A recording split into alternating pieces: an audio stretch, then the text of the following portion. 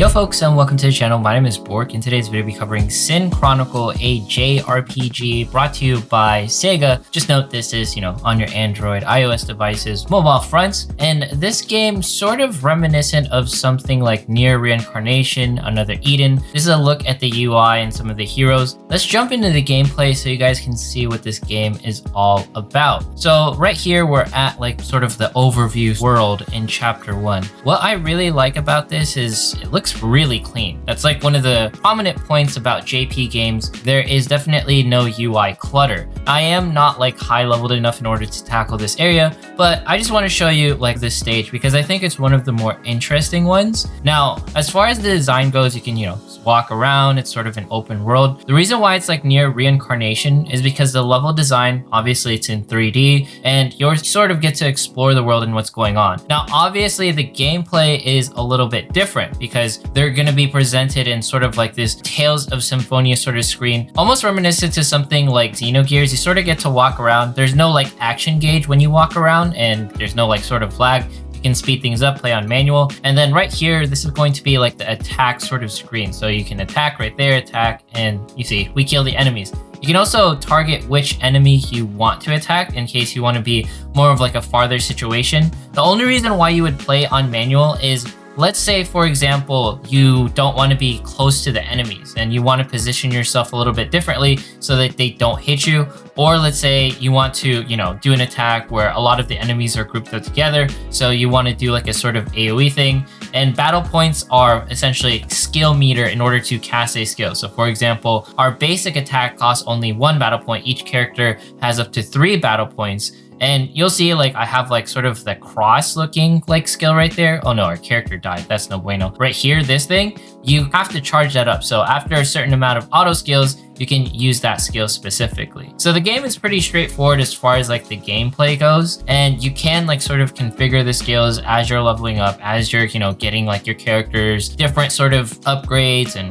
getting like their weapons and all sorts of things powered up. There are like overworld things to sort of collect. I think what I liked about Nier Reincarnation was that there were things in the overworld that you could, hidden interactive things. For example, like the crows and stuff. We're gonna put this on auto just so I can talk about it a little bit more. Like it felt like the Nier Reincarnation world, there was more things to interact with, whereas Sin Chronicle seems a little bit straightforward. There's like coins, there's chests, there's things you sort of walk around in. There's nothing really more to it as far as I can tell. Like granted, I can't understand what's going on because, this is all in Japanese, but a lot of like the JRPG mechanics are pretty straightforward. So right here, we can collect sort of like the jewels and stuff. There's chests. It will auto run you to the most efficient point of the stage. You can also walk around in case you're like, oh, I want to go to this point. This is why I selected this stage in particular, because I could, go off the beaten path. So right here, we're going to be facing a different enemy. Our characters will be in danger because, if they don't move out of the way, they're going to get hit. And that's like the sort of advantage as to why would you play on manual? It's just so that we don't get hit. Okay, that's not a good place to essentially sit. So we're going to sit right here.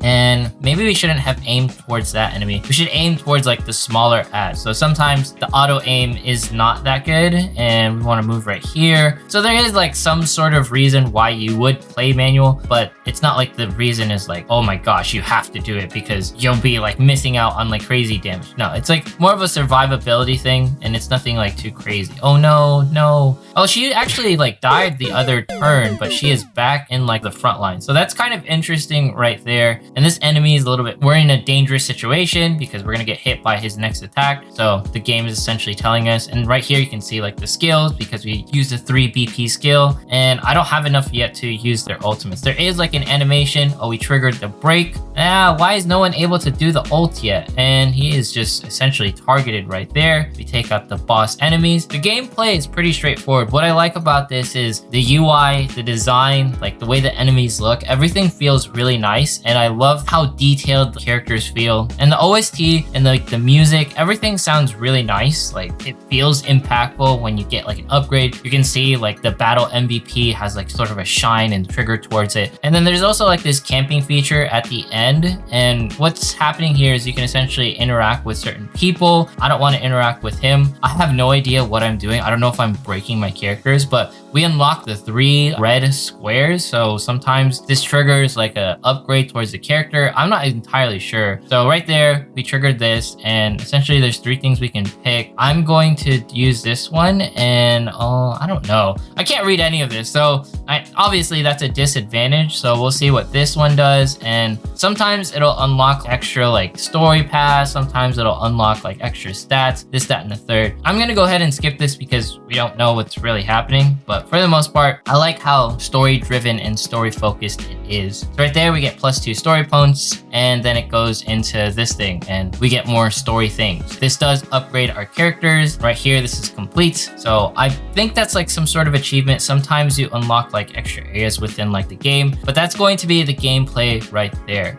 So some of you guys might be wondering, what are like the heroes like? Who can you collect? So this is going to be the summon feature right here. There's 2 banners right now. There's this one that uses like these jewels, or I'm not sure what these are called. The rainbow looking currency, you can buy more, of course. And then there's this one where you can get like the little key stuff. But I want to show the party system. This is the party system, so feel free to take a look at it. I just set it to auto because I have no idea what's really going on here. Oh yeah, it's telling me I have to like save the party. So there you go, I saved it. And that dark skin looking character, he sounds like Zoro, so that's pretty cool. And then right here, you can essentially use like dupes of the gear pieces. And all of this gear, I got it from essentially like playing the game. Oh, I got an A rank version. So the A rank version is definitely gonna be stronger, as you can tell. So I need to unequip that and re-equip that. Here's like the upgrading where you can like select different things where it's like, oh, I want to use gold. You know, this is gonna be like the gold upgrade. It's gonna tell you right there. And then you can switch it and it's gonna be like, no, you're gonna use like this blue currency. Gold is like very abundant in the game, so I've just been sort of playing with it. There's a lot of different upgrade stuff, relatively straightforward. And then here's going to be like the dupe system. You get shards within the game, so that's pretty nice. I'm pretty sure the summon system will give us shards as well. And then here's going to be the areas where you can do other upgrades or, you know, upgrade the spirits. But I haven't gotten any spirits within the game as I've been playing. But to be honest, my first impressions of this game has been really nice. I love the UI. I love how clean everything is. It's so seamless. And this is also going to be like the story mode in case you guys want to revisit the story, you know, if you understand like the languages and whatnot. And here's going to be your achievement sort of section, and then this is also going to be the area where you can get presents and whatnot. Let's go ahead and cover the reroll and tier list. Thank you to Gamer Braves for providing this. Check out their YouTubes and stuff, subscribe to them, check out their websites, really awesome people.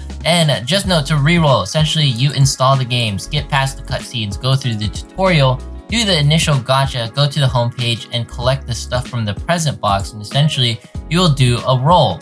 Now, after that, you can complete some beginner missions where you essentially disassemble weapons, strengthen a weapon, and limit break them. You can all do this within like that red menu that I showcased. And once you do that, you get a 10 pull reroll ticket, which I didn't do. That's really helpful. And then once you do all of that, the characters you will aim for is this ginger-headed waifu. She is going to be a support healing. Like I said, these are usually the most overpowered. Then you have a debuffing character, not to mention good firepower. She looks like a mummy zombie-esque looking character with the white hairs. And then you can get like this sort of ninja-esque like bow-haired waifu. She has high firepower, essentially does high combo, high damage. And then that one chica with like the under boob, she looked really nice, high firepower. And then there's gonna be the other characters who are A ranked. But honestly, like I said, the one to aim for is going to be the support. The ginger-haired, I guess like nun support looking waifu. But yeah, that's going to be the tier list and rerolls. Hopefully you guys get the characters that you want. Or you just reroll for whatever because, you know, waifus are amazing in Sin Chronicle. And they don't give you enough to essentially get like a multi as soon as you jump in, but I think they give you like this ticket right here that gives you a multi. So let's go ahead and jump into the summons so you guys can see what this is all about. We're going to use the ticket first. Oh, so this is like 5 tickets they're going to be giving us. Let's see, is this a multi or is this a single? Look at this summon animation right here. It looks beautiful to me. You know, your standard thing where you open like a tavern door, we get this recruitment thing right here. Is this a guaranteed hero? Look how clean this is. All right, it doesn't like shine. There's no gold to it. So this is a dupe. This is, I guess, like the pity currency. So 2-star. If you're wondering, like the highest ranked hero is going to be a 3-star. There hasn't been like a thing where it's like, oh my gosh, you have to get like this hero. If anything, like all gachas, more RPGs, right? The support is like the one you want because supports are sort of timeless. DPS always get power crept. This seems like it's going to be a new character. Ooh, look at this. This is a waifu indeed. She looks pretty cool.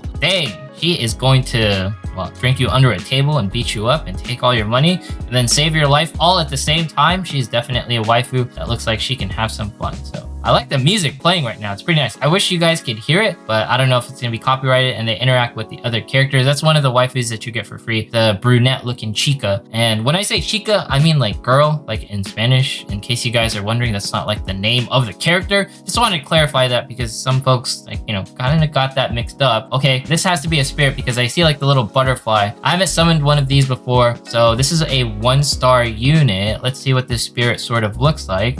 And it's a rock. Bro, we got a rock in here. Okay, that's cool. I didn't even know that was a thing. Would have looked a little cooler, but it was a 1-star spirit, so we got a yellow rock. Okay, I don't know why you can't get over that. All right, we got another spirit. Is it gonna be another yellow rock? Please tell me it's not another yellow rock. Can it be a blue? Oh no, it's a 2-star. It has to be cooler than a rock. All right, give it to me. Show it to me. It's an umbrella. Okay, no, it's not an umbrella. This is really creative. It's like a fairy that's like water droplets, and yeah, oh my gosh, the creativity. I know it doesn't like scream like cool or anything, but I've never seen like that sort of concept all melded together. It really emphasizes sort of like the aesthetic of weather and water. Another butterfly looking character. The spirits, are you gonna be another butterfly? I mean, like, that's what the spirits seem to sort of, oh yeah, you do seem to be some sort of insect. And yeah, I don't know what to say. It looks cool. I can't call that a waifu. Like, it's a creature of some sort, but it's definitely better than a rock. No, nothing against rocks though. We love rocks here, you know? All right, so these are gonna be the heroes that we can collect on this banner. I managed to get up into the story far enough. Oh, she looks cool. That's a she, right? All right, that's a she. That's definitely a he. That's a he, I'm hoping. And then that looks like a she. She has booba, so I'm assuming, all right? We're assuming. Let's go ahead, do our multi right here, see if we can get anything cool. I've been saving up, playing the game. The door is gold. That is a phenomenal sign right here. Let's get it. Can we get something cool, please? All right, it's gold. We got one cool looking character. Oh, it's a spirit. Oh, we got something changed. So we got a 3-star. Okay, we got the drinking waifu that can beat us up, the ginger. Is this going to be another 2-star character? Oh, it's gonna be a waifu. I can hear it. Oh, thighs, stomach. All right, some, I don't know what that's called. Oh, I was gonna say she's like a rabbit waifu, but no, she is just a normal looking, how do I say this? Fashion waifu? Okay, we got the tree symbol right here with like, oh, he sounds evil. Okay, he is laughing maniacally. I don't think I even seen this character. Okay, for some reason, I'm left in shock because he was not shown at all. He looks very menacing. I don't know how I want to react to that, but he sounded like that one ox dude from Demon Slayer. All right, this fairy looks kind of interesting. We got another like bunny waifu. We got this guy. You get him for free within the game. He's actually like more story related, which I really like. The characters that you get, you know, they heavily impact what's going on within like the actual game. This is going to be a harp butterfly creature. The designs on these are just really tripping me up. Like, I've never seen how these instruments and creatures are just so melded together within their character. This is gonna be a 3-star spirit, and I can already tell this is gonna be weird. All right, you're some sort of eater, pharaoh, I don't know what's going on. You're a dragon with wings. Yeah, that's... I have to be like on something in order to understand like how the artist even came up with the concept for these different characters. We're gonna skip her. That's definitely a waifu, so that's pretty cool. I want to see like the dialogue with the other character. This guy, he seems really, you know, upset, like a Wolverine bone guy. I don't even know what to say about him. He looks cool nonetheless. Definitely an edgelord right there. All right, that's gonna be the multis. How do I judge this game? Is it worth a try? I think it's definitely worth a try. It feels like a higher polished, like Near Reincarnation, another Eden. So from that standpoint, if you like sort of those turn-based RPGs, it's really nice. And I think the UI is clean enough. Like, everything's mostly voice acted, and it just feels like a high quality game. My only thing is I obviously don't understand JP language, but just some really quick tips in case you guys didn't understand it. My beginner stuff is going to be the fact that you want to jump into the story, and then you can grind certain stages and you can look at what they're dropping based off of like this chest thing, and you'll be like, oh, I want more green gear. I want this sort of spear in order to get stronger gear for my characters. So you can farm certain stages so you can get this gear, and gear is going to be a huge upgrade path for your different characters because you can repeat stages, you know, obviously repeat the story, because I haven't seen sort of like a dungeon mechanic where you can get like large amounts of EXP, and essentially you will go back into like the gearing section, go right back into here, go into, I believe, the red icon, and then go right here to essentially upgrade the characters or upgrade the weapons with the dupes that you get. So the C rank is always going to be stronger than the G rank. Essentially, you click this area, and then you can use that dupe. You can see, we get plus 15% and also increases the amount of levels, or I guess like the dupes or upgrades that you can get for this weapon. So that's going to be really nice. And there we go. So now we got some extra stuff going on there. And what's really nice, you can also technically, like, let's say I want to upgrade this A rank, I will transfer it so that it has like 3 of the dupes. I'm not sure if you can see it. And then technically speaking, it loses like that +1, or it keeps the +1. Yeah, it keeps the +1. But mostly here is like the main mechanic. That's like the beginner tips that I wanted to share in case you want to try Sin Chronicle. I think it's a lovely game. It's definitely worth a try once it releases. It just needs like other content, you know, it needs events. That way it can be more of like a full experience. But anyways, if you made it this far in today's video, consider subscribing, dropping a like, leaving a comment. Follow me on Twitch, follow me on Twitter. We have hit 30,000 subs. I'll make this video the one where you leave a comment down below, you'll be entered into the giveaway. So make sure to leave a comment, and I'll be selecting 2 of y'all to win the $25 Google Play gift cards. Thank you so much for 30,000. It's been absolutely amazing. I cannot thank you guys enough in order to get to this goal. It's been a huge thing. You know, 30K has been a long time coming. Thank you, thank you, thank you. And I can't wait to get it to you guys in the giveaway forms. I still owe the people when I hit like 27,500. I didn't forget. And I'll make sure to contact y'all in order to get those giveaways done as well. It's been a little rough on me lately, but we're back in it. And thanks so much. See you guys in the next one.